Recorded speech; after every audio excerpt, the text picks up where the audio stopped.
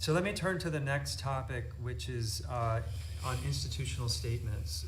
You should have all in your board materials see the work product of a group that I asked to consider the topic of when, if ever, should the university comment on social or political issues that don't directly affect its mission or operations. And that group was very ably led by Professor John Owen, who is here in case you have questions, or I'll ask him to add anything after I finish speaking.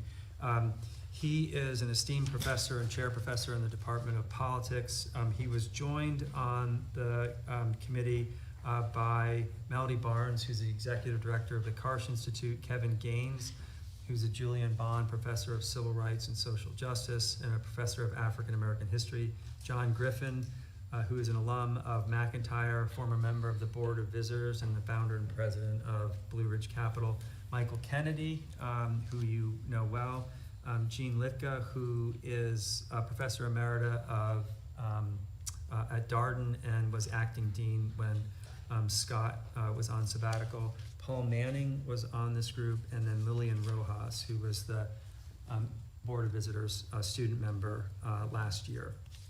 So a little bit of context about why this group.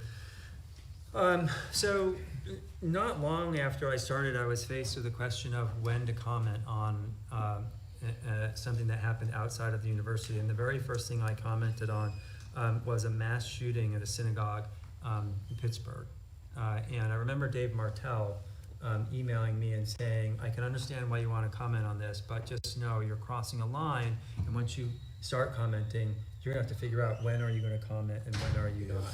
And I thought, well, this is just so horrific that I feel like I need to say something. But not surprisingly, I was quickly faced with the question of when to say something and when not. And so I said something when George Floyd was murdered. Other times I didn't. I heard from people who were wondering why I didn't say something about an issue that they really cared about. And then October 7th happened last year. And as you know, there was, over the course of 3 or 4 days, intense pressure for university presidents across the country to say something about the Hamas terrorist attack in Israel. And not just say something, but say, like, use specific words. And that brought to the fore just how tricky it is once you're in the universe of deciding when to say something. So I asked this group last winter, early spring, to take on this topic. And I asked them to just address the question. I didn't say they needed to land in one spot or another, but I was interested in them thinking through it and coming back with their best thinking. You should also know that there is a lineage of this in higher education that stems back to what is now called the Kalven report from the University of Chicago that was issued in 1967. And the University of Chicago took a pretty strong stand against issuing any institutional statements on topics that don't affect the mission or operations of the University of Chicago. We contemplated making this a part of the committee's task that was formed a couple of years ago to issue a statement on free speech, the principles of free speech and free inquiry at UVA. But that was a meaty enough topic and a tricky enough topic that we didn't want to layer on the additionally tricky topic of when should universities, if ever, issue institutional statements. So this has been in the ether for quite some time. And as you know, because you've seen the document, the key recommendation is right at the very beginning. The University of Virginia should express no opinions about social and political questions except as those questions directly affect its mission or operations. I agree and with the committee's recommendation and their rationale. I do believe that universities should be places where views can be challenged and differing viewpoints expressed without fear or favor. And that alone, I think, is a strong case for a university taking an institutional position on an issue that is being debated.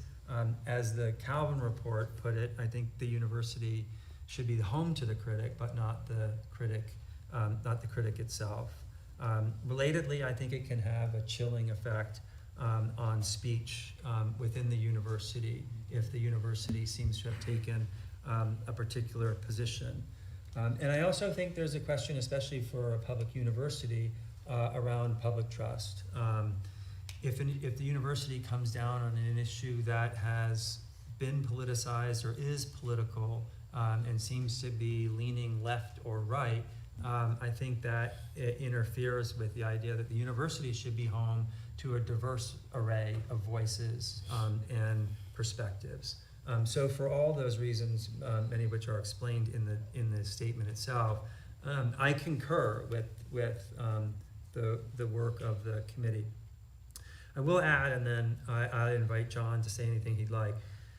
The report also talks about what we can do short of issuing statements that express an opinion on social or political issues.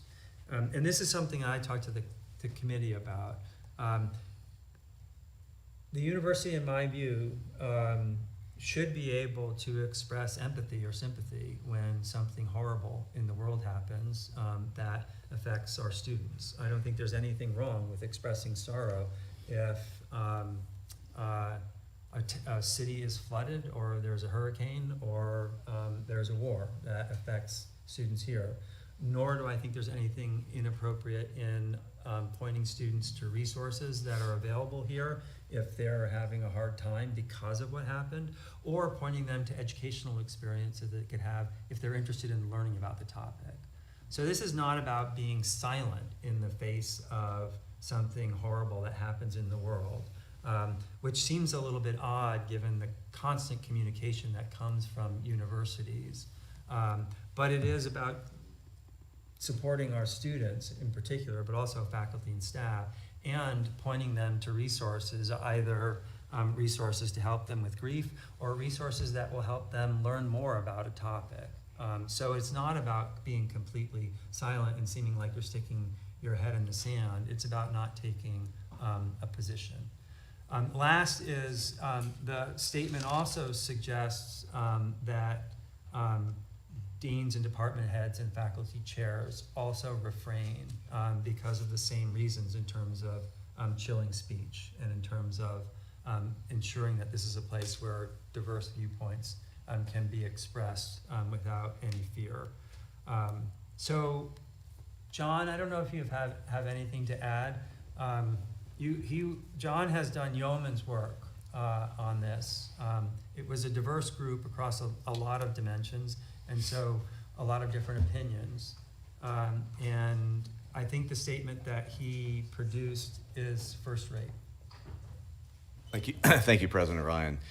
It was, on the whole, a pleasure. There were, of course, moments of tension and frustration, but real moments of creativity. It became clear, I'll say a couple of things. First of all, it became clear that notwithstanding the diversity of the committee, the entire committee saw that some sort of policy or some sort of principles, let's say, of if not neutrality, then restraint. We struggled with the noun we wanted. We ended up not settling on any one noun, in fact. But there needed to be principles promulgated that under which the university would refrain from commenting on issues. And this is not simply partly to make the president's job more manageable. But we had, as President Ryan just said, we had precedents out there. The main one, the real touchstone for many universities is that Kalven report out of Chicago. But while our committee was doing its work, Harvard issued a statement. Stanford's faculty senate approved an actual policy. University of Pennsylvania has just a few days ago promulgated one. So this is going on in many places. We, as a committee, we began to talk fairly early in the process about Virginia distinctives, let's call them.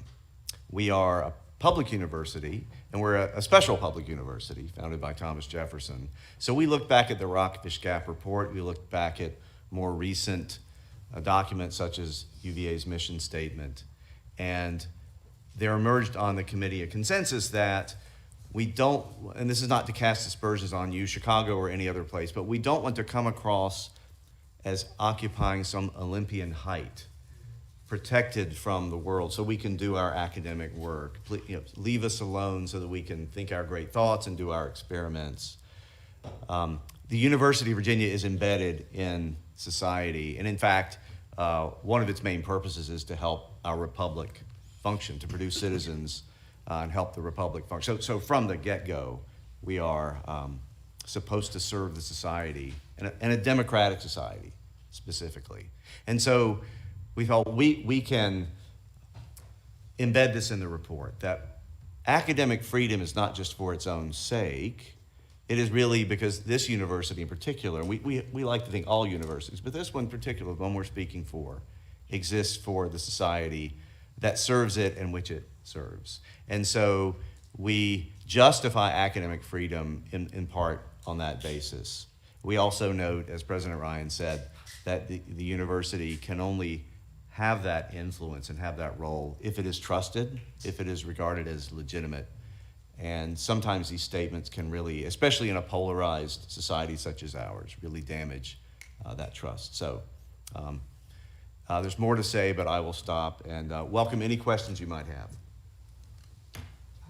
have. This was really thoughtful. I think it was very well done. I'm curious if the committee then took this document and looked backwards at examples of instances where the president of the university made a statement and how it would have been different had the university followed this policy, and maybe most interestingly, where there are somewhere the committee, even with this policy, said, with this statement of principles, I would have done it differently, and some other members of the committee said, no, with this statement of principles, we would have done exactly the same thing. Like, you can now take this and look backwards and say how it would have applied in very specific situations. Did that kind of conversation occur? We did. We called this stress testing the document. And so we did some of that online and some in the meetings. And I cannot call to mind specific stories of that sort, but we decided this is not a panacea. This is not a magic wand that will solve all problems. And the world is going to throw problems and events at the university. But we were confident that, then there was a particular episode we thought this would have made it easier. And I projected, I pushed the committee to think about this November. What if X happens? What if Y happens? Or in January? So think about this, because something probably will happen. And we decided, this would help. This would be better than having the counterfactual is no statement. This is a lot better for many reasons. So this came up fairly early. Melody Barnes had that brilliant idea, and so we did carry it out. I commend the work of you and the team, and I echo Mr. Blue's comments that to me this was very thoughtful and it lands very well. But I'll give you an example of why this ends up being so difficult to navigate, because you began by talking about the shooting in Pittsburgh, and that was October 27th, 2018. That was 3 blocks from my house. And all 3 of our kids on a Saturday morning were outside playing. So the first thing we did was find our kids. The second task that day was when I received a call from a PhD scientist on my team who has been an enormous contributor to our success, who asked me to help find her husband. And so I leveraged, I had to go to the hospital myself, but it turns out, fortunately, I didn't have any work to do that day. But I did help confirm that her husband was one of the people who was murdered that day. And so I walked this process with her from the get-go. And there were a lot of things that were expressed and a lot of statements that were issued But it's not necessarily true that they resonate with the people who were most affected that day. And then in the years ahead, there was a very difficult challenge because there was not unanimity amongst the families of the victims about whether, for example, the death penalty should have been pursued in the legal process. And so if that was an incredibly difficult process to navigate for the people directly affected, it becomes extremely difficult for an outside entity to strike the exact right chord. And so sometimes silence is best. Yeah, this is why it's a statement of principles. I mean, you're right, it's not going to cover every hard case, but it's at least an orientation. And in some respects, I hope anyway, gets the university out of the business so that people are not expecting anytime something happens in the world, the university has to speak. Because once you're in that business, when you don't speak, it seems like it's an intentional choice. Yeah. And so you're saying to the world that I care about A, but I don't care about B. And again, I don't think that we should refrain, either from my office or deans or the Office of Student Affairs, from expressing empathy and sympathy for loss or pain. Or directing students to resources. I don't think this means, the aim is to be apolitical, not cold, if that makes sense. So, Mr. President, I guess following on, in terms of the three statements you mentioned, the Pittsburgh Synagogue, George Floyd, and October 7th, as you think about those statements and as you think about this directive, would you have done something different then? Because they all affected our students. Yeah, I don't recall exactly what I said in each of them, but those would be good examples of figuring out a way to express empathy or sympathy, and also pointing students to resources, either resources for grief or resources for education. Because I know your statements were very thoughtful. I remember those difficulties and the amount of time spent constructing those. Yeah. And so it would be maybe useful to do the stress test on those particular statements. I want to add to, I mean, this may be obvious if you've read the report, but just to reiterate that the committee was determined not to chill faculty speech, speaking for themselves. And so we do want to encourage, if faculty would like to say something, but they're speaking for themselves, not for the institution, they would be they would feel less free to do that if the university was speaking out officially, especially junior faculty. But we do not want to chill. In fact, we want to do the opposite of chill faculty and student and staff speech. So. Well, the real world example that's sort of on our doorstep is. Porter was jumping in. Sorry, go ahead, Porter. No problem. I thought that the work was incredibly well done, and I agree, Mr. President, with the reasons that you say animated the policy. It seems to me that how the exception is interpreted will really define how the policy works in practice. And I have some concerns and would urge caution in expressing even sympathy or sorrow, which sounds profoundly human and important, but I think will also be judged of whether you're weighing in for victims of one atrocity and not another, and whether there's any difference of degrees, and I think it will become an interpretation of political or moral sympathies. I think you're exactly right, but I don't want to I'm not ready at this point to completely cut that off. Mm-hmm. But you're right. It not only does it present a version of the questions that we've already faced, but sometimes it's difficult to express sympathy without making a judgment about the act. So it is tricky, and I think it will. We will have to proceed. We'll have to proceed with caution, I don't think this is this is not a formula. And that leads to my question of, do you envision a process for this, for your team, or will it just be you deciding what does directly affect mission or operations? And will there be anybody else who's looking at statements to sort of help stress test them before they go out about sort of whether they're standing by the principles that have been Yeah, announced? I run all these things past my colleagues in university leadership to try to get as many perspectives as I can. I have on occasion shared them with Robert and other board members too, especially ones that are very tricky. I mean, maybe it seems hard.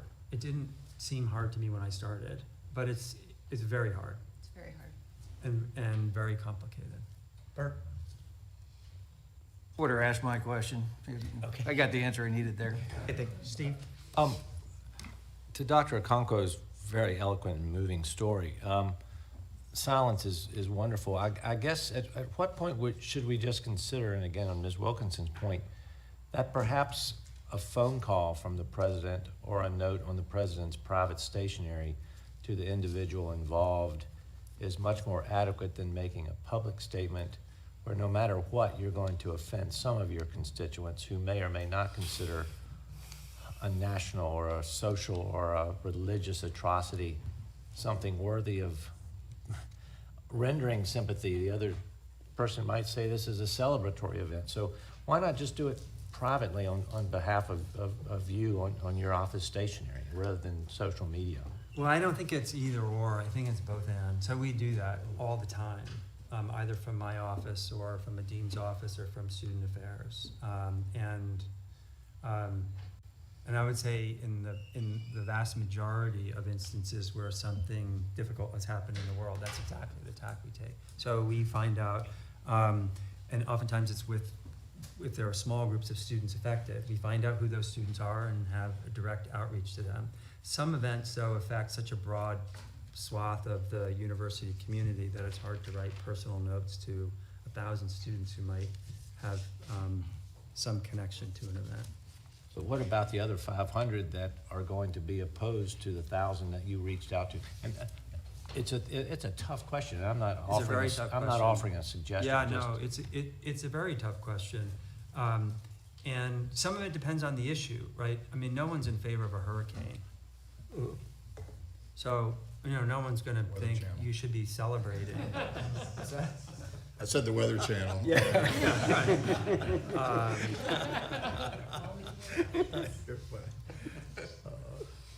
Lisa, and then Don. Yeah, I also thought that this was a really thoughtful and well done statement, but I did want to offer a couple of comments. First is that I think that it says more about our political moment more than anything that expressing sympathy with a certain group can arouse, anger and angst from other groups. And I would hope that a university remembers that our primary purpose is still to be a place of moral conviction and courage, and that the ethics that we promote as a university, that's important even on the public level, even if people receive hate. And so I think that's one side that I think we haven't heard as much, is that I would hope that this statement and these principles aren't used to shield the university from expressing moral conviction and expressing moral courage on certain things that may be controversial. But I do think, of course, it's so important to ensure that speech is, protected, and that speech isn't chilled, and that people feel comfortable and confident speaking, what they believe. But I don't think that we should be using principles to shield the university from speaking when it's important to speak and showing support to students who may have had really difficult experiences. I guess one question I had was, a lot of the discussion has been about reacting to incidents. There's a shooting or there's a murder or something terrible that happens. But I assume that the principles here also just apply generally, meaning as an institution, the university is sort of expressing political points of view on controversial topics, whether or not there's an incident, right? Just so that our base, again, there's little variations around this narrow point, but our base approach is to be neutral about controversial, as an institution, not individual people expressing their own views. So it's not just, some It's not just atrocity, incident, but it wouldn't be right for UVA to say, here should we endorse for president, you know what I mean, or for Congress or something like that. Yeah. As an affirmative matter, as opposed to just reacting to something horrible that happens. Yeah, and I think that's a good example of the rationale. One of the rationales for the statement is you want individual faculty speaking on their own to feel free to weigh in. Of course. I mean, that's, like I said, the university should be home to the critic.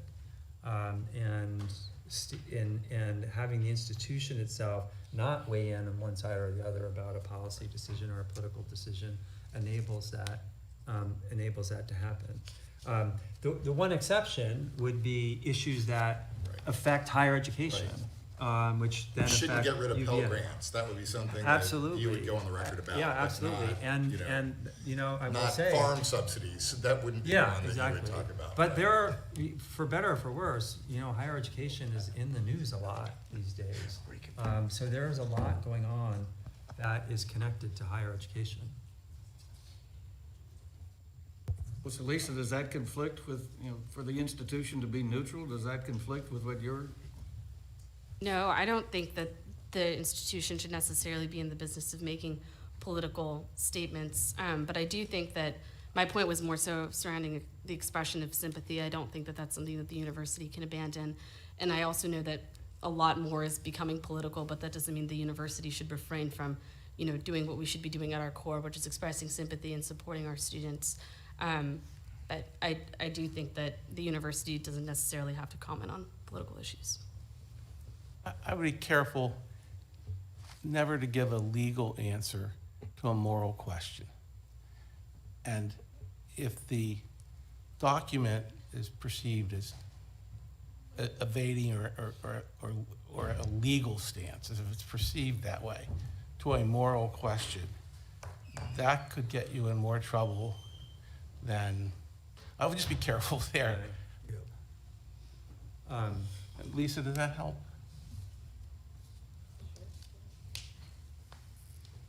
Yeah, fair enough. Do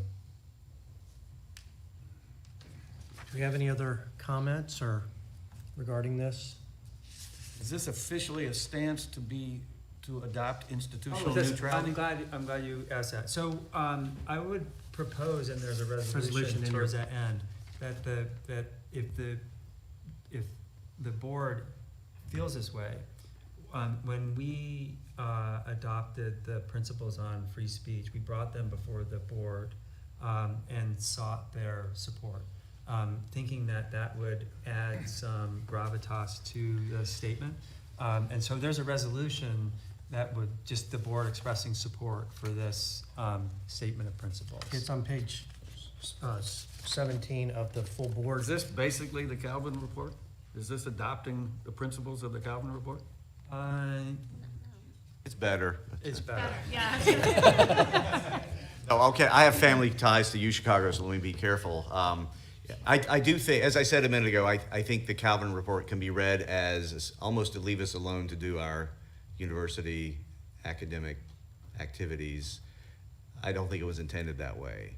But ours is explicitly talking about how the university has a unique role to serve a constitutional democracy. And if it's going to do that properly, it should follow these principles. So it's much more an active conception of the university. Dan? So if we vote yes on this, will the headline be, we adopted institutional neutrality? That would probably be a headline. Yes, probably. Or close, very close. Robert, could this hold off till the next meeting? I mean, this is one of the most thoughtful, difficult votes I feel like I'm ever gonna take on this board. And I just don't, I need to bat this around. I'm not ready to vote. I mean, it's too, I don't know, does anybody else feel that way? I feel the same way. And I'm wondering in your deliberations whether you considered how the university is to defend its values. Say there's an issue on campus that could be described as a political or social event. And here we have a statement that the university would not express an opinion in that circumstance. But how does the university defend its values? consistent with this statement? If it's an event on grounds, then the principle doesn't apply. Okay, It's, yeah. that's very helpful. I mean, could we have a session with you and not a 10-minute presentation, but like really get a couple hours to bat this around and have a chance to really think about it? Because to ask for our imprimatur on something this important seems it deserves a lot of thought. And I think there's a whole lot of stuff that's gonna happen in this world that this policy should go into effect right now. Okay, well, Well, I will say, One voice. no, just to be clear, this is just a statement of principle. I mean, this is to guide my action. I was gonna say, you could still act this way whether we vote it now or next time. I Yeah. don't think it's gonna change the way Jim acts, right? That's, yeah. If there's a heavy consensus in the room, I think we should go with the heavy consensus in the room. I'm trying to figure out if there's a heavy consensus in the room. It seems like how many people want to try to further this discussion at a later time, or how many want to move forward? Well, Mr. Hermie, I'm fully supportive of the statement. I'm really proud of the work that the group has done. I would ask if maybe we can all agree 6 months or a year after you've had some chances to grapple with what this policy means under various circumstances, we could all come back and talk I about think that's a great idea. Absolutely. what No, works and what's not. This isn't a make a decision today and go in a vacuum and never talk about it again. It's going to be something that he and we are going to have to deal with on an ongoing basis still. Might be sooner than a year. Right. Depending on what happens. Maybe it is, but. Yeah, I think that's a great idea. Do you want a motion to move forward? Sure, does everybody want me to read the motion, or have you read the motion? Everybody read it? You want me to read it? It's very brief. After last meeting, we tried to keep our motions very brief and our whereas statements very. Robert, if you very would please read it. brief. Sure. Can you put it on the screen? Or do we have it on the screen? No, I'll just go ahead and read it. I'll read it very slowly. Whereas university leaders across the nation are grappling with the question of when it is appropriate for their respective institutions to issue public statements about national and global social and political questions that do not directly affect their mission or operations. And whereas the university's Committee on Institutional Statements developed guidelines for issuing institutional statements, which are detailed in their August 12th, 2024 report entitled On Institutional Statements. Resolved, the Board of Visitors supports the Committee on Institutional Statements guiding principles set forth in the August 12th, 2024 report entitled On Institutional Statements. Do you need a motion? Need a motion? So moved. Do you have a second? Second. All in favor, say aye. Aye. Opposed? Okay, thank you. Ayes have it. And we will continue to provide feedback and fluidity on this going forward, so.